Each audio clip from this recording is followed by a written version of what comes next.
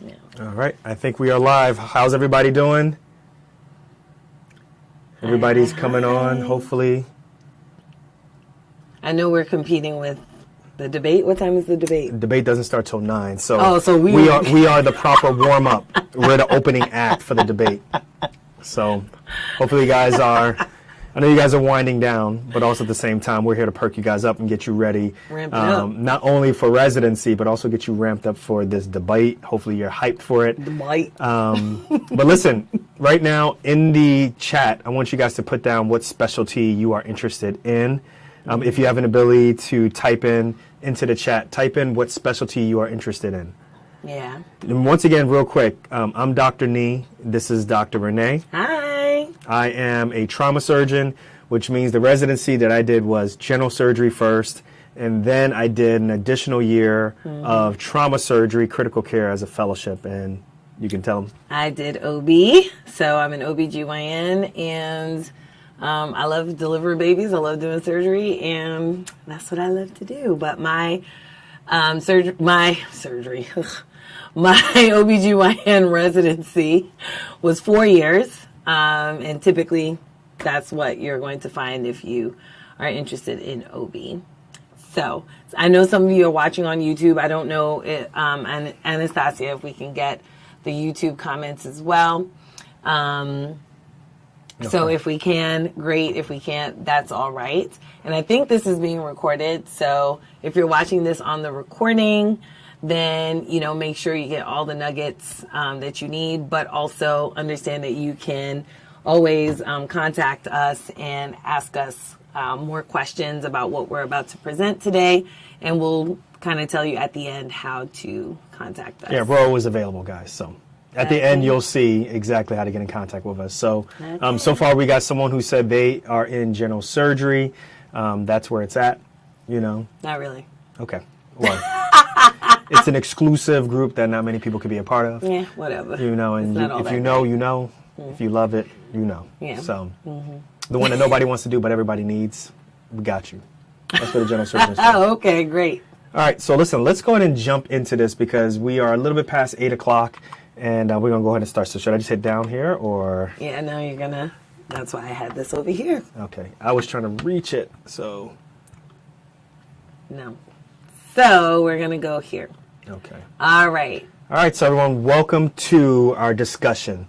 Purely interactive. This is our discussion of road to residency, become a financially savvy resident, even with a ton of student loan debt.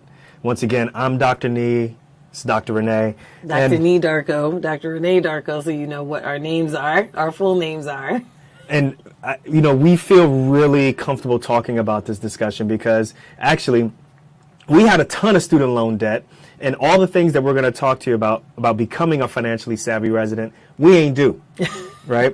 We became financially savvy attendings, but we realized by the time we were attendings, we were running with a big parachute behind our back, metaphorically wise, that if we had started in residency, we would have been on a much better foot by the time we became attendings. So that's why we're here to talk to you about how to become really financially savvy as a resident, even though you got a lot of student loan debt, even though you don't know much or you think you don't know much about finances.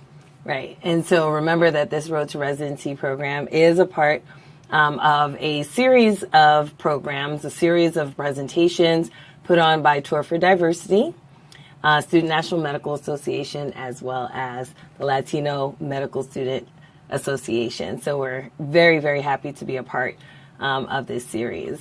Shout out to them. So that picture right there, that's the icon, that's the logo of our podcast called Docs Outside the Box. This is a podcast that we've had since 2016. And it started off initially with me, and then eventually Dr. Renee jumped on, and we formed this dynamic duo where we talk about, our life, and we talk about our lifestyle, and we talk about how we manage our lifestyle and our life in medicine. So we met in medical school, and we got married after our training. So after she finished residency and I finished my fellowship, we eventually got married. And then we found out that I had no medical school debt whatsoever, but she had a ton of student loan debt. Get out of here, Nee. And as a result, lies. We had Secrets 600. And lies. I had 600, or we both had 600. Sorry. Look at you. See, this is what happens when you tell secrets and lies. See? Let's go back. Let's go back. We're going forward. Okay. But long story short, we both were at the same medical school. We both got our DO degrees, and we also both did a dual degree and got our MBAs, our Masters in Business Administration and Healthcare Leadership. So when we graduated, we had about $240,000 of student loan debt each. Yeah. By the time we finished residency and training and it was time to get married, each of our student loan debt had ballooned to $330,000. Yeah. And that's where you see that $662,000 of student loan debt. By the time you combined all of our debt, including my house, I had a house that I got in 2006, a little townhome, a little joint there. That pushed our total debt up to $850,000. Also, don't forget, you weren't going to say anything. I see you wasn't going to say nothing. But Renee also was on the lam. I was not. The IRS was after her also. The IRS was not so after that me. all of that put together made us have about $850,000 of student loan debt. But the story gets really good. After 3 years, we got and paid off all our debt. We got ahead of all of that stuff and took all of our debt off the table, at least our student loan debt in 3 years. And as you can see below there, we host Docs Outside the Box where we talk about this, as well as some pop culture related to medicine and some other things related to lifestyle. All right. Now the real reason that we need to be here. Okay. So first of all of you are getting ready to apply to residency. So you're going to be using the ERAS, the NRMP. You're going to be using all of those systems. But one of the things that you need to know before you apply is ERAS will have you broke if you let it. We're going to play this little clip. Hopefully you can hear it. But this kind of talks about a presentation that we did at the NRMP. It's kind of coming off the back of that, and we just talk about what it's like to apply to residency in terms of the financial implications. The thing that I thought was really fascinating was the amount of money that we just continue to put into your education or into your training, mainly because you already put in a significant amount of money in, right? Like once you've already started the process of taking loans out for medical school, you've put yourself down this path of whatever else expense that needs to be done. Like there is no cheaper alternative. We highlighted the match with when ERAS applications go out. So specifically for pediatric residents, right? If you got the highest score, they basically said if you applied to more than 13 programs, you literally had no better chance of getting into a residency program. And I'm sitting there thinking like 13, like who applies to 13 programs? I applied to, I think, 40? How many did you apply to? I can't remember, but it was a lot. We showed per applicant on average how many applications people submit. And it was like no less than about 70 and up to like 117 programs. That's crazy. So, as you can see, ERAS will have you broke if you let it, right? Because as future residents, one of the things that you want to make sure is that you actually end up to be a future resident. So you're going to apply to a lot of programs, but the question is, how many programs do you really need to apply to in order to be able to get to a residency? And so, as you can see here, we talk about the process in terms of, is there a point, is there a diminishing return point where you apply to so many programs, but after you apply to a certain number of programs for your specialty, that it is not going to lend any better to you getting into a residency program? And the whole point of this particular slide is to tell you to be strategic as you are approaching your residency applications. The thing that I thought was really fascinating was Lord, come on. There we go. So this is the slide you're talking about. Yeah, this is the slide that we're talking about, right? So usually when you buy something in bulk, right, if you were to buy t-shirts and you bought one t-shirt or you bought 10 t-shirts, the more t-shirts that you buy, the less that you would pay per unit, right? So if one t-shirt costs $10, by the time you bought 100 t-shirts, it might cost you $8 per t-shirt. But with ERAS, when you're applying to when you're applying to residency, that actually is the opposite. So when you apply up to 10 programs, the application fee is $99 each. But No, I think $99 for up to excuse 10. me, up to 10, sorry. Is $99 for up to 10, excuse me, right? But then as you go to 11 to 20, then it's $19 each. As you go higher, even as you get to 31 or more, then it's $26 each. So you can see they're kind of incentivizing potential residents or medical graduates.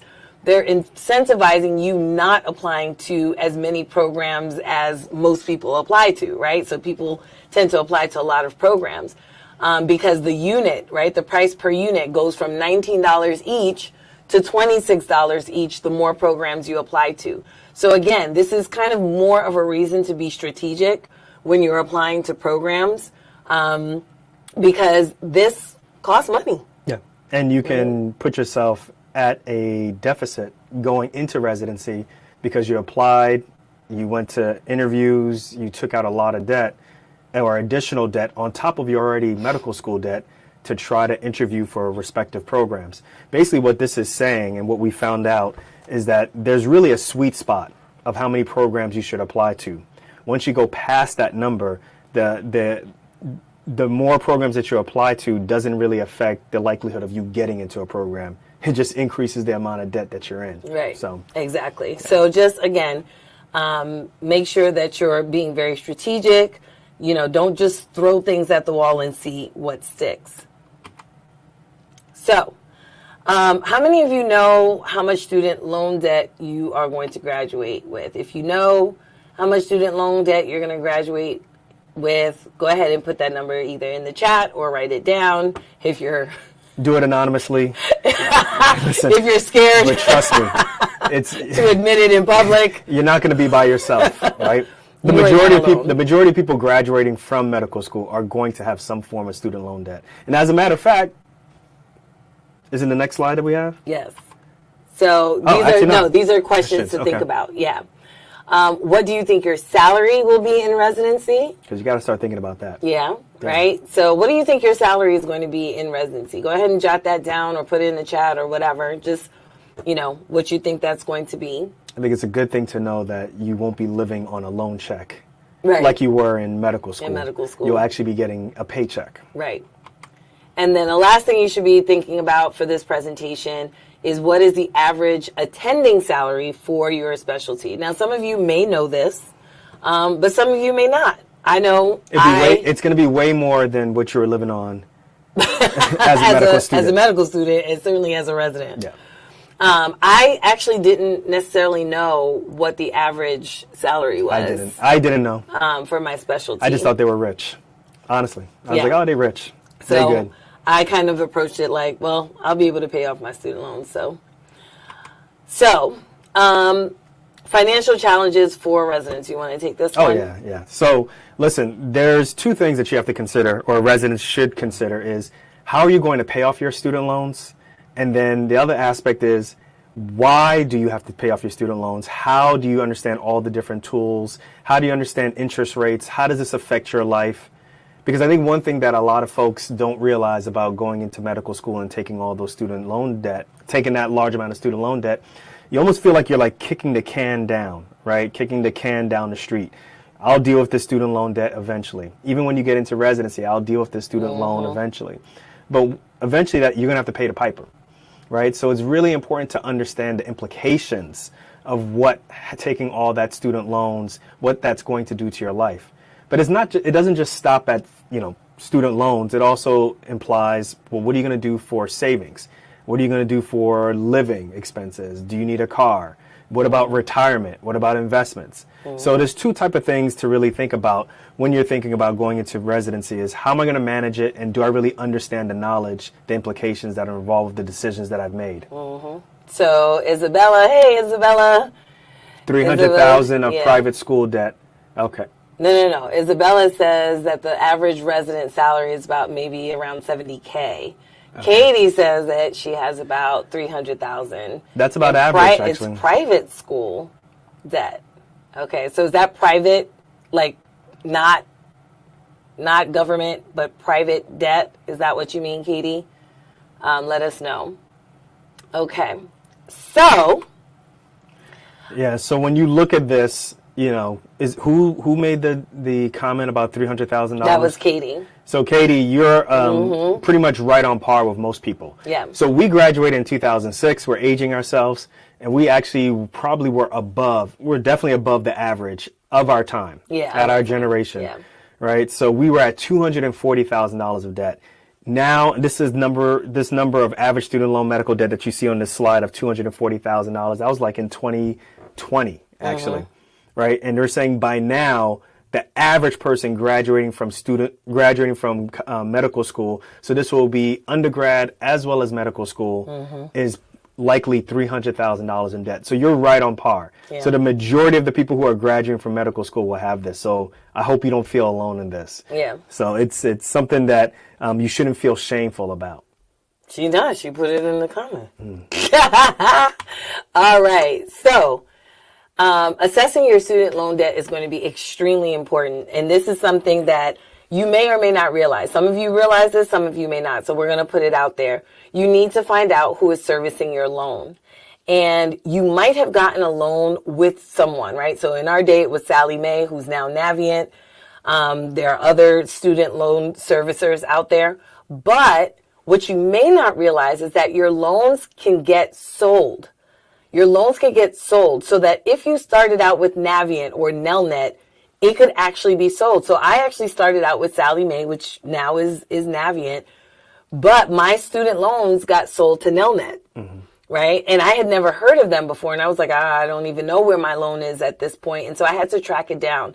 So you really want to be able to do that so that you know exactly where your student loan is and how much interest has accrued so that you know what you actually owe. Yeah, because the majority of these people who have your loans, they have a login. And that's just that's as important as just knowing how much debt you have is literally knowing where to go and find that information and getting a login and password so that you can at least know where your debt is at, how much it's accruing. And so you can pay it. It's very important. Some people don't know where it's at. Right. Yeah. So the loan type that you have is really important to understand. So there's subsidized, unsubsidized, private loans. Sounds like, Katie, you might have private loans. Yeah. Usually, especially if you're going into medical school in the U.S., you're going to have government loans, right? So the first type of loan is a direct subsidized loan, which basically means that from the day that you sign, the government actually covers your interest, right? So you do not have to pay any interest from the day that you sign until about the day that you graduate, maybe 6 months later, which we'll talk about in a second. That's the one you want. Right? The subsidized loan. Yeah. The unsubsidized loan means that from the day that you sign the promissory note, that you are starting to accrue interest on that loan. So that loan is just getting bigger and bigger and bigger as you're going through your 4 years of medical school. So those are the two main types of loans. But then there are private loans, which we see oftentimes either when your subsidized or unsubsidized loan does not cover all of your expenses, or sometimes you'll hear a lot of our either students who are at brand new schools that have not been accredited yet. Those schools oftentimes don't have government loans yet, as well as Caribbean school students will often pick up private loans. Here's where we dealt with private loans. We had to pay for our college as well as our medical school. We used up all of our subsidized and unsubsidized loans. So these were government loans to pay for college, at least for me, as well as for medical school. The majority of my medical school loans were unsubsidized. Yeah. Then I wanted to get an MBA, right? We had a dual degree program. Well, there wasn't enough government loans for that. You run out. So we had to take a private loan. And a private loan has way different, usually it has way different, the best way to describe it is the interest rate is higher. Yeah, the interest rate usually is higher. The protections are usually less. So what we mean by protections are if you get sick, if you, I don't know, let's say, for example, you have to get, apply for bankruptcy. There's certain things that happen in government loans if you cannot pay that don't necessarily happen if you have a private loans. Usually private loans tend to be a bit more stricter. Right. So knowing the loan type that you have is also going to be important, as well as finding out who has your loans. And then you need to find out what your interest rates are, right?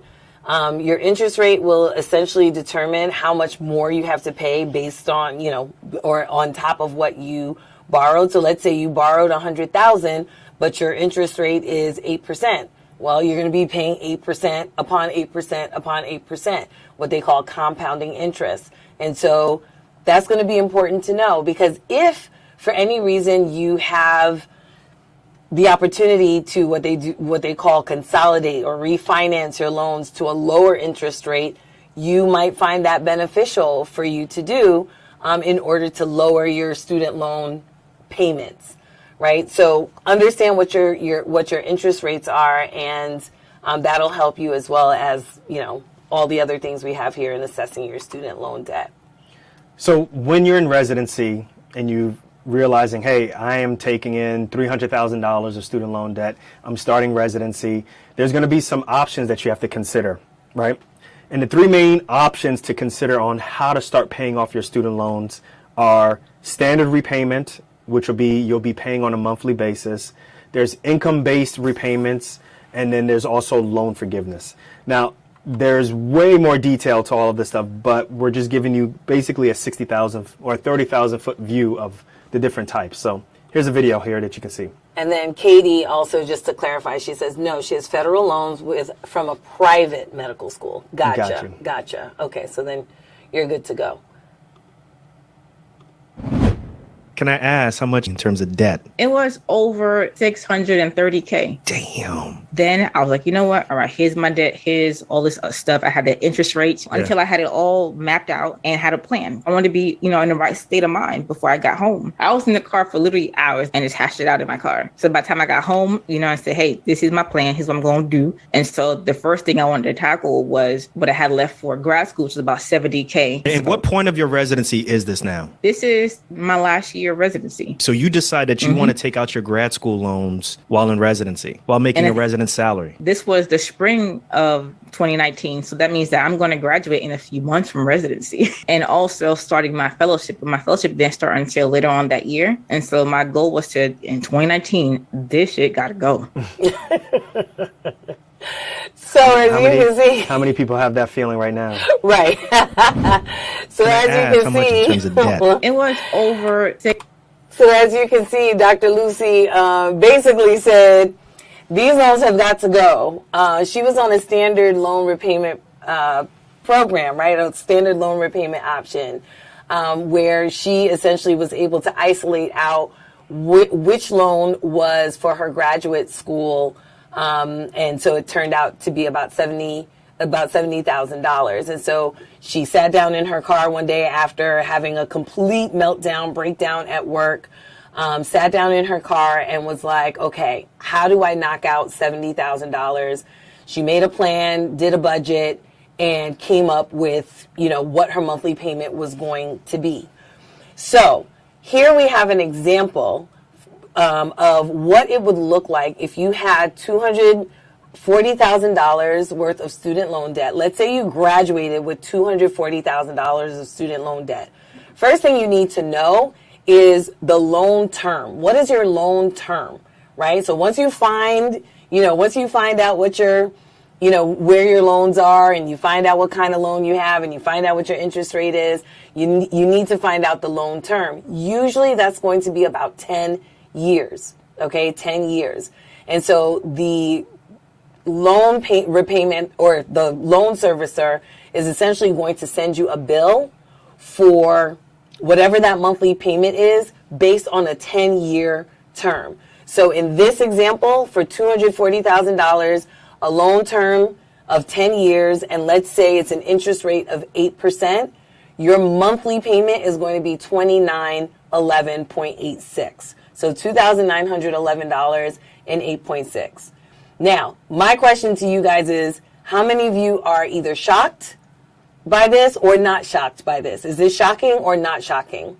And so while you guys are writing down that answer, the other thing I want you to notice is there's a line underneath where it says total interest paid. that's the amount of interest that you will have paid after 10 years, so that the total amount that you would have paid after borrowing $240,000, or at least ending school with $240,000, you're going to end up paying another $109,423 for a total of $349,423.47. Okay. So we Okay. have Anastasia says she's not shocked, but she's not happy about it. Okay. Love Anani says it's shocking. Well, the good news, everyone, is the minority of people actually take this route, right? This is the standard traditional route that your student loan servicer will offer to you, but this is not the route that most people take. Yeah. So let's talk about another route that people can take, if my Google will allow me to move forward. Come on, Google. Oh, Google. Okay. There we go. So the route that people tend to take, or at least try to take, is the income-based repayment, right? Especially as residents. Because as residents, you're not going to be paying $2,000 a pop per month for your loan repayment. So let's talk a little bit about income-based loan repayment in this clip. The difference between PSLF and IBR. IBR is a payment plan. PSLF is a loan forgiveness strategy. Basically, you sign up for an IBR plan or any other plan, and then you can use that plan for multiple different strategies. So you could pay more than you owe. So if you're in residency, you sign up for revised pay as you earn. That's one of the plans that gives you interest subsidies. You could pay extra and then pay down some of your interest or pay down some of your principal. You can do other things. You could pay as little as possible and go for forgiveness. So PSLF is just a strategy where if you're on a certain kind of plan for 10 years, at the end of those 10 years, the balance is forgiven if you were making payments the whole time and an employer that qualifies. Okay. So, want to say more about the income-based? Yeah, so income-based repayment is, in essence, the thought process is you don't make enough money to pay off your student loan debt the traditional way. So what they take into account is what your residency income will be, and then they want to know all of your expenses, whether that's having a car, your rent, and any other major expenses that you may have. And then they come up, in essence, with a more manageable payment plan. But it's based mainly on your income that you're making as a resident. Once you graduate from residency, obviously your income is going to go up. That number will change. But the whole point of getting into an income-based repayment plan is then afterwards you can start qualifying for something that's called Public Service Loan Forgiveness Program. We'll get into that later on. But the most important thing to understand from a higher order is there's standard repayment, then there's income-based repayment, which the majority of you all are going to fall into. Right. And so that clip actually lends a great segue to loan forgiveness, right? So one of the things in that clip that was mentioned was the Public Service Loan Forgiveness Program. And there are other loan forgiveness programs as well, but we're going to talk about it in this slide, where you pay 10 years of payments for an employer who qualifies, right? Or you're working for an employer who qualifies. So usually that's going to be the government, or a nonprofit organization, which... The majority of hospitals are nonprofit. Right. Like that. The majority are nonprofit. So which means most of the residencies that you guys will be at nonprofit facilities. So you guys qualify from that standpoint. Right. And then the third qualifying criterion is direct loans, right? Do you have direct loans?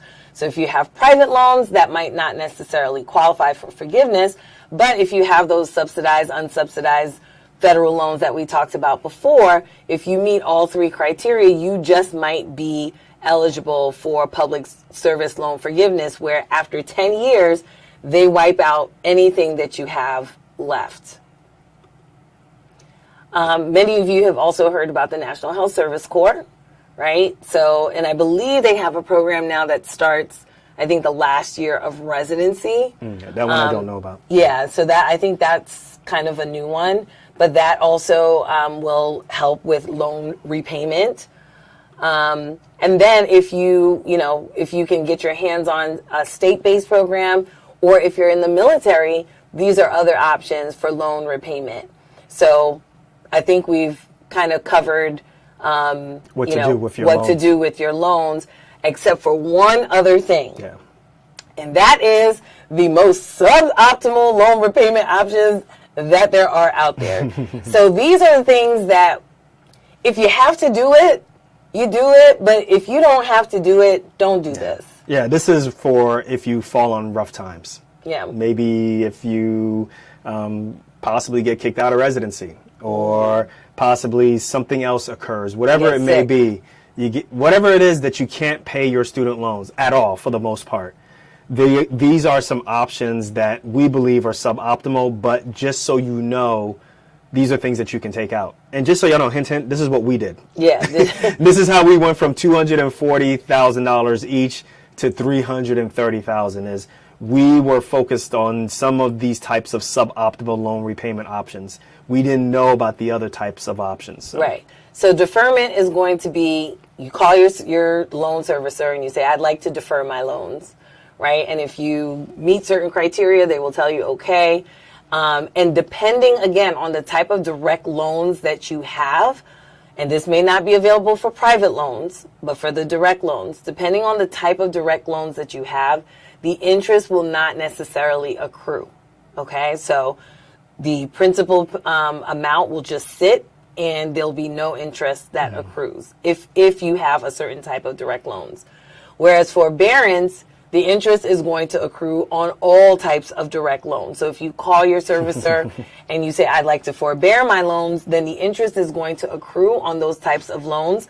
Oftentimes they will give you the option to pay the interest and, forego getting your principal down. But because usually the interest payment is cheaper than the actual principal payment. Right. So most times people will say, I can't make payments on my principal. I can't pay that. Mm-hmm. So if you forbear, they'll say, well, can you at least just pay the interest? Right. And then that might be an option. But sometimes you can't even pay that either. Right. So we didn't pay that either. We didn't pay that either. I did a lot of deferment and then a lot of forbearance as well. But so what you do need to remember, what you do need to know, if you didn't know already, if you don't know now, you know, is that for the first 6 months of residency, especially if you have the direct loans, right, the subsidized, unsubsidized loans, you don't have any student loan payments, right? Those are automatically deferred for you. Now, if you have a private loan, that's probably not the case. But usually most will give you, they'll give you that 6 month grace also for private loans. They'll be like, all right, we're not going to screw you that much. Yeah, so I would call and ask just in case. But for the first 6 months of residency, you don't have any student loan payments. And we're going to tell you in a few minutes why that's really important, why you need to remember that you don't have those student loan payments, because it may help you to jumpstart yourself financially as you are just starting to get your first few paychecks. So now that we already understand loans. The next step also now is, well, how do you maintain a certain lifestyle? How do you start saving money? And how do you start investing for a future where, you are outside of residency and eventually maybe even into retirement, right? Because those are the things that you have to start considering also. And the thing that a lot of residents, even in general, the general population thinks about when they have debt is, what should I do first? Should I save up for an emergency fund? So if my car breaks down and I need to pay for a car breakdown, or if something in my house breaks down and I need to pay for that, or should I invest for retirement, right? Mm-hmm. And when we say investing for retirement, we're talking about once you decide that you do not want to be a doctor anymore and you want to just kind of go on a beach and you want to play golf or whatever you do when you think about retirement in your mid-60s, how do you make sure that you're saving enough for that time?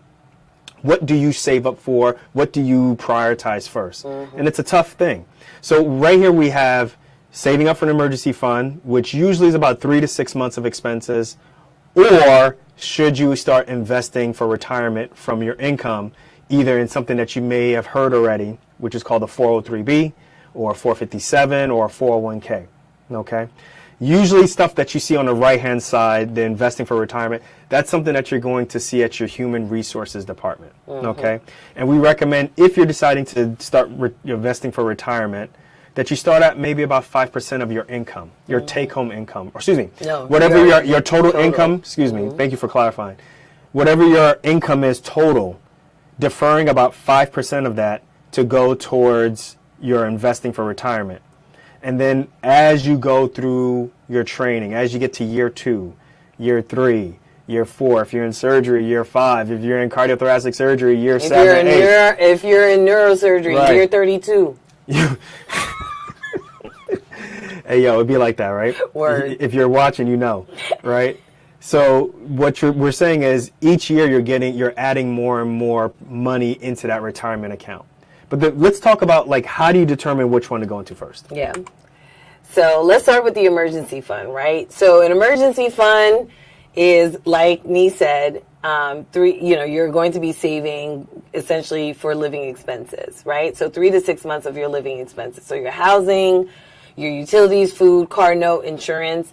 And that is assuming that, your living expenses are going to be about 50% of your income. They will be. They will be. So what does that mean, right? Because now you're like, wait, so you telling me I'm supposed to take half of my paycheck and just put it aside? Mm-hmm. No, that is not what we're saying. What we're saying is that you need to save up such that you reach half of your paycheck times 6 months. So for example, let's say your monthly paycheck is $4,000, right? That means every month your living expenses are going to be about $2,000, which is about 50% of that $4,000. If you multiply that by 6 months, then you're going to get to $12,000. That still does not mean that you're going to save half of your paycheck into your bank account. Okay. And also, I just want you to know this does not include debt. So what does that look like? How are you going to end up saving that $12,000, right? So how much should I save per month to get to $12,000? Okay. So again, your monthly paycheck is $4,000. A rule of thumb is to save 20% of your paycheck per month. So $4,000, right? Paycheck of $4,000. 20% of that is $880. Okay. So if you saved $880 for approximately 13 months, then you would get to $12,000, right? And you're like, 13 months, that's a lot of time. But remember what we said. We're going to get back to that whole, you don't have to pay for your student loans for 6 months. If you use the money, right? If you use the money that you're eventually going to pay for your student loans towards that emergency fund, then you'll be able to save that $12,000 in half the time or less. So use that money wisely, right? So don't take. Well, I think the one thing that we want to clarify with folks listening right now is, well, why do you want to have an emergency fund? And I know I mentioned that before, but the reason why you want an emergency fund is this is going to protect you if there's any disasters that occur while you're in training. If your car breaks down and you need to get another hoopty, right? Real quick, right? The majority of you. Why didn't get no hoopty? Because you had a hoopty, right? Why didn't get a hoopty when I was in residency? Right, but if you had some extra cash, I had a semi-hoopty. You would have got another hoopty, right? This is true. Right? So basically what we're saying taking is, a bus. rather than having to use your credit cards, rather than you having to ask someone, rather than you having to take a payday loan, right? You know what I'm talking about. You know them payday loans. Right. You know where they are at the corner store. They happen. Accidents occur. Sometimes these things occur. Things break down. And just being able to kind of keep it moving, it's really important to have a little bit of some savings to buffer you from being stressed out, to figure out, how am I going to take care of this? That's why we say an emergency fund, even as a resident, is important. And we're just kind of letting you know, like, these are the steps that you want to start taking, because it's going to prep you for when you become an attending. Right. Very important. All right. So that was the emergency fund. Now we're talking about investing for retirement, because it's very important, right? Like, you don't want to be working forever. Surgeons don't want to be operating into their 70s. Trust me, you don't, right? And if you do see a surgeon who's operating into their 70s, they didn't follow this, all right? Trust me, okay? Because most folks don't want to be operating that late. Don't want to be coming in 2 o'clock in the morning taking out appendixes at 70. Appendices. So, appendices, appendicii. Appendix. Someone write down what's the plural way to write it.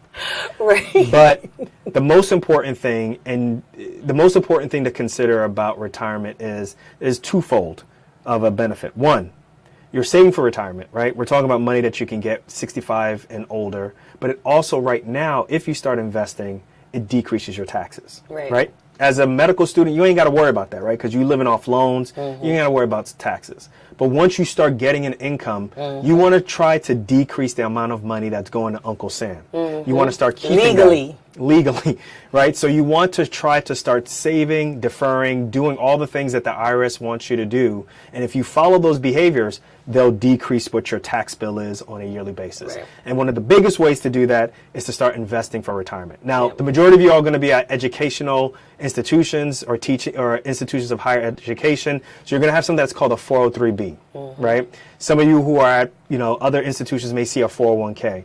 But the key thing is you're putting money in to an account to be invested, and this is money that you're taking out before taxes. Right. So you're not taxed on this money. No. Yeah. Right. So 5% of what you're making as a resident goes into an account and it gets invested.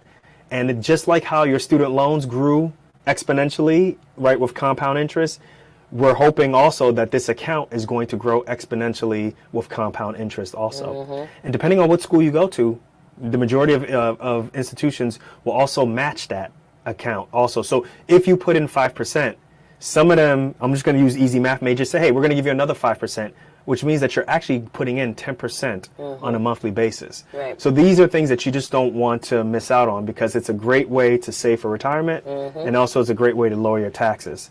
And it's also a great way to get free money if your institution is matching whatever you put in. Yeah. So when you get to residency, run. Do not walk to human resources. What did you say the last episode? You said if you remember that while you're scrubbed, unscrub. Tell your attendant you gotta go. I can't right now. I gotta go. Yes, you did. You said tell the attendant you gotta go. You gotta unscrub. And you gotta go to human resources and sign up for your 403B. That's what. But then what happens when you come back and you ain't got a residency program or they kicked you out of the room? Well, then you go to deferment or forbearance. See, we got you covered, everyone. We got you covered. There you go. And you got your emergency fund so you can live. Excellent. All right. So what do you guys think your salary will be in residency? So Isabella had said about $70K. So the average is about $63.5K. Way better than when we were residents, when I was in the 30s. Way better. But 63 in New York City ain't no joke. That's nothing. Yeah. And that's the average. So yes, you might get a little bit more, you might get a little bit less. So as Isabella, you're probably on point for the higher paying programs. So what does this look like, right? We talked about a lot of numbers. We talked about $63,000 from zero, going from negative, living on a refund check to $63,000 is a lot of money, right? I'm gonna get an Audi S5. Excuse me, I'm gonna get a Lucid Air car. I'm gonna get I'm gonna get a really nice house. I'm gonna get a Peloton. I got all this extra money, right? I got all this disposable income, right? Tell them. Well, you don't. So, going from a negative to now a positive, one of the things that, you need to understand is exactly how your salary works, right? So I always say, when someone asks you, how much money you're making, do not say the salary that the company puts out there. So if your salary is $63,500, do not say that your salary is $63,500 because that is not what you are taking home. Now, what this looks like, if there were no tax and no benefits, it would be $5,291 per month. The problem is that your take home includes taxes and benefits, okay? And here on the right, we're assuming that you did your due diligence, you unscrubbed, you went to human resources and you told them to take 5% out for retirement, and that take home pay it has already excluded the 264. Look at it how you tithe for church. Kind of like you tithe into your Yeah, but you your paid retirement taxes account. on tithe. You already No, you paid the don't. taxes. Yes, you did. That's your take-home pay. Oh, but that like the tax from the Lord. Like, is a Okay, little- good. You keep Dr. Love is you like, keep working what with are y'all that. talking about? You keep working with that. So your take-home pay, again, this depends on state and other factors, right? Your health insurance, all this kind of stuff. But let's say your take-home pay is $4,402 per month, right? So it's not going to be in the $5,000 range, right? Which, I mean, is almost $1,000 difference. 44, I'm good. That's what you think, right? So let's talk about understanding your resident salary. So when you hear like, oh, he's going to be making $62,000 a year, people are like, woohoo! First they divide it up without the tax. Then you get to that close to $5,000, and then you put in the tax, and then it's like, wait, it's only $3,900. You don't even pay taxes. They pay tax. You get your check, money gone. That ain't a payment, that's a jack. You should never really say that you're making whatever your company is paying you. This is not what you are receiving. Okay.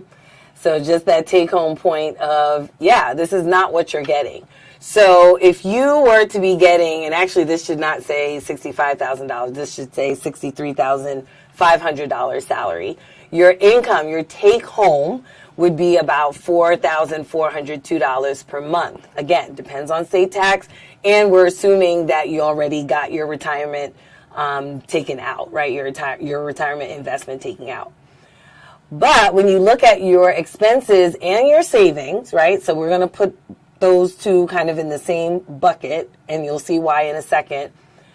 Your loan repayment is going to be $2,900. Your savings is about $880. Okay, remember you're saving for that your emergency fund.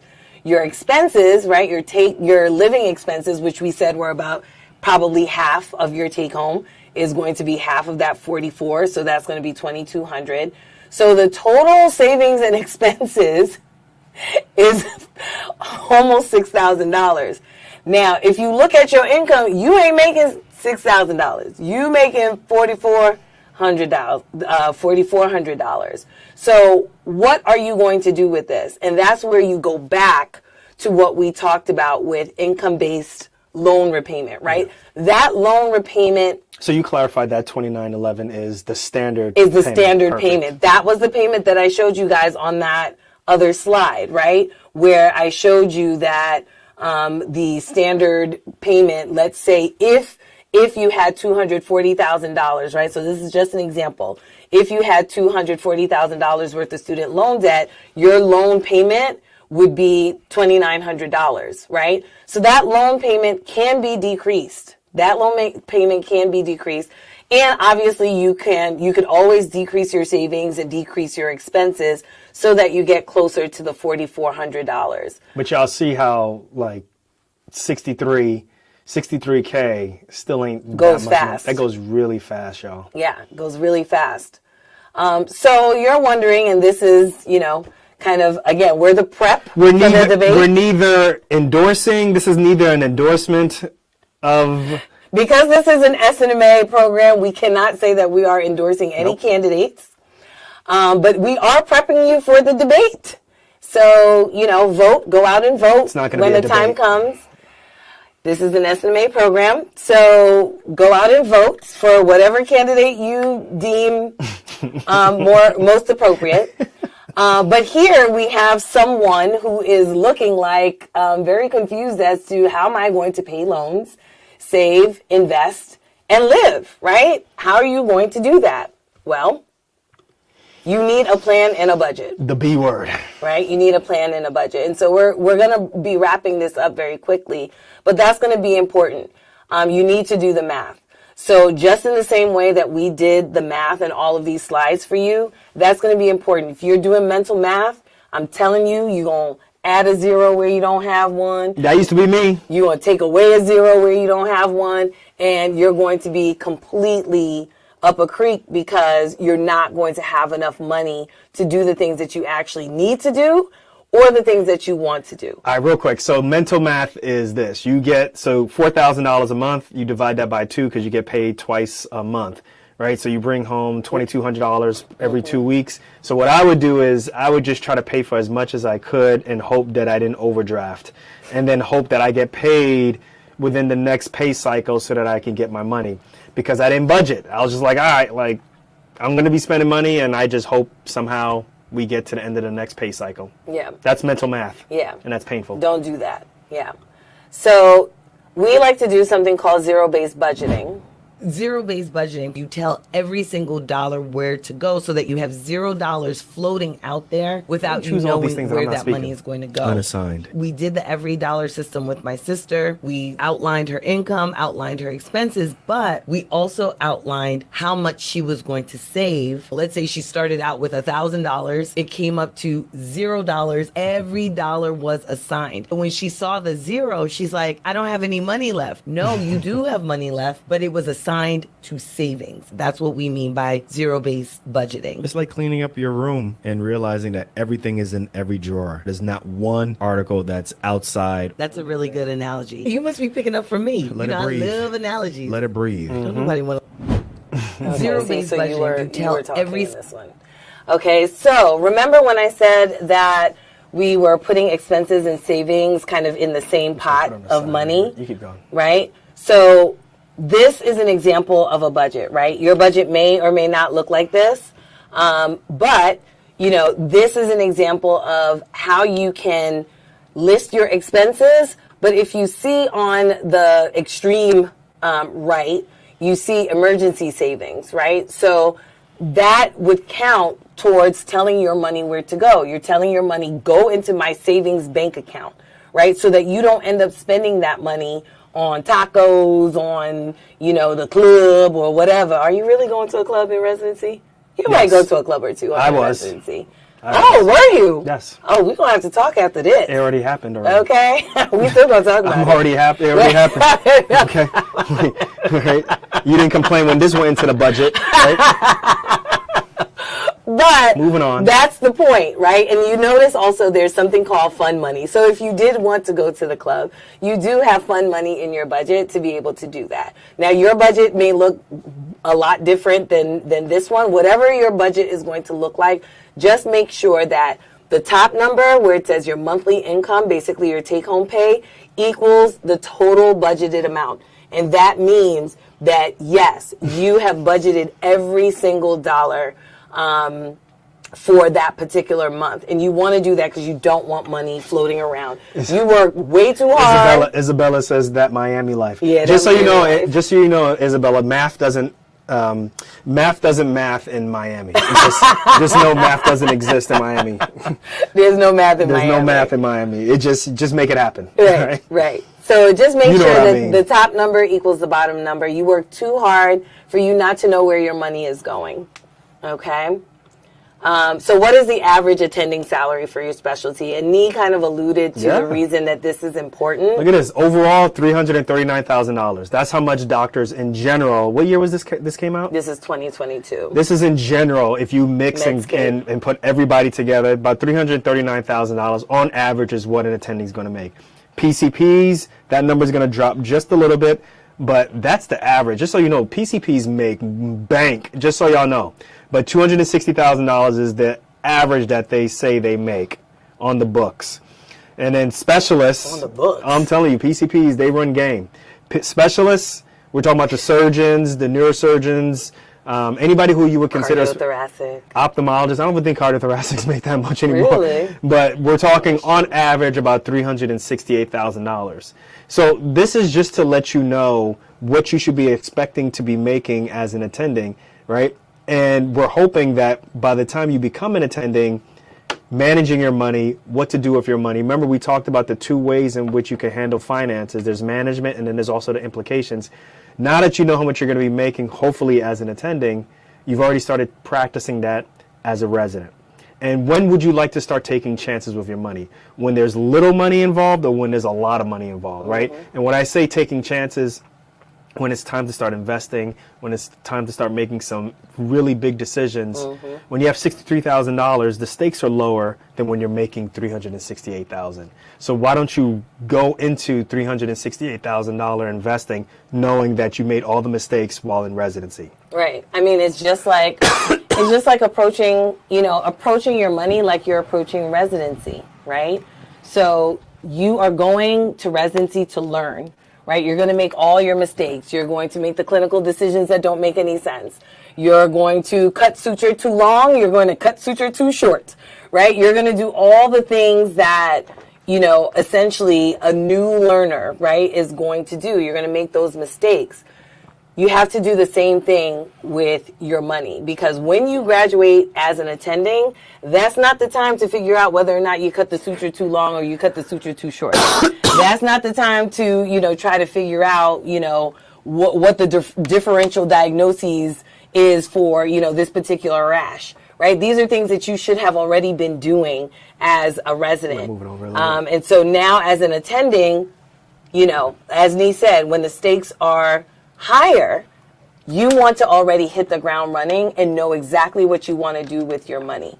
But you also got to be careful of lifestyle creep, okay? And you got to be careful of Kanye. So That was good. You got to be careful of Kanye. But you also, that lifestyle creep is crazy, right? Because like as we showed, you're used to living off of a refund check, and now all of a sudden, on average, you're going to be bringing in $63,000, what your income is going to be, but that's not necessarily what your salary is, right? Or what your take-home pay is going to be. So you got to be careful about that. You can afford some things, but you can't afford everything. Right. So exactly. You may not need a hoopty anymore, but maybe you can get yourself. But maybe you don't need a Lucid. Yeah, you don't need a Lucid, okay, and a Peloton. Now, is there much more to this? Absolutely. We could probably talk to you for about 5 more hours about all the things that you need to know in order to become, more financially savvy. But these are other things that you really need to consider, right? So take a screenshot of this and just figure out like how you're going to Google or how you're going to go to social media and find the influencing gurus on these particular topics. One of the things I will tell you is, as residents, you will be bombarded by financial advisors or people who say that they're financial advisors, but what they really are people who work for life insurance companies, and then they ask you, do they want you to manage their money? So just be careful about that. But there's a lot more to this that you need to know. But if you just take what we've taught you today, and we are not financial advisors, so, definitely when you're making your decisions, go to someone who you can pay and you can sue for giving you bad advice. We think we've given you some good advice based on our own experiences, but we are not financial advisors. But at the very least, you can start a conversation and have an informed conversation with someone who is able to help you with your money. Yeah. So, lastly, we're done. If you want the Financially Savvy Resident Financial Action Plan Toolkit, all you got to do is scan this QR code. Yes. QR code. I was about to say URL. Somebody wants to watch the debate. I do want to watch the debate. I was going to say URL, but then I said QR code. Yeah, but anyway. 2024. Yeah. URL is 2006. Yeah, well, there you go. You can scan the QR code and it will come right to you, okay? But hopefully that will, again, help you with the things that we talked about with being able to, understand your student loans, understand your salary, understand how to make a plan and a budget going forward before you get into your residency program. And that, I think that's it, guys. Is that. I don't know if there are any questions. That's the end of the slide? Okay. Yes, that's Lucid it. After your loans are done, better than Tesla. I would agree. As somebody who's had a Tesla for 2 years, I would agree that a Lucid is a better quality car. Ooh, Dr. Love, you got some points there. So, if there are any questions, Actually, there might be one more slide, right? Yes. If there are any questions, check us out on YouTube or anywhere that you listen to podcasts, right? Or anywhere that you listen to music, right? So if you listen to Kendrick, Disson, Drake, or whatever is out there right now, you're using an app where you listen to music, but that app also can let you listen to podcasts. And all you got to do is type in Docs Outside the Box. We on Spotify, we on YouTube, we on all the different things. You know what it is. We there. Subscribe, listen, share. yeah. We there. That's And my favorite so, part, guys. Yes. And if you do have a question, if you go to the podcast show notes, you can send us a text message, and we will respond in kind to your text messages, and probably most likely on the show to get you to listen to the show. But definitely don't be shy to ask questions there, because we get a lot of great questions from our audience that makes very good content. So hopefully this was helpful to you, and good luck with your applications to residency. And this is a real easy toolkit, guys. Like, this is not anything too crazy. So make sure you check that out. Get that QR code, get that toolkit, take a look at it, and it's really easy, actionable steps to get started. Yeah. So hope you guys have a great application. Yeah. Hope you guys have a great application season. Again, just be mindful and be very strategic about how you're applying to your residency programs. See where you can save money. If you can do video interviews rather than in-person interviews, that may save you a little bit of money. But yeah, that's all I have for today. And subscribe to the podcast, y'all. Subscribe. That's where you're gonna get a lot of this information, also, guys. And watch don't be the afraid. debates. And don't be afraid. The key thing is, don't be afraid to take action. Sometimes you say, "Well, listen, I went to school to become a master of the body. I didn't go to school to really understand my debt or to understand finances, and as a result, I'll just wait till I make a whole bunch of money." And the reason we tell you what we did is that's how we thought about it, basically. And we took something that was $240,000 of debt and made it into something a much bigger problem of $330,000. We could have used that to buy a home. That additional $100,000, we could have used that for a down payment for a home, to get a car, to help our parents in a situation, to help nieces and nephews pay for school. So just think about that. Money is something, right? Like it looks like a number on a piece of paper, but it's an opportunity that takes away from something else. So think about it that way. Yeah. All right, everyone. Thank you so much, and enjoy the debate, and good luck with the match. Peace, y'all.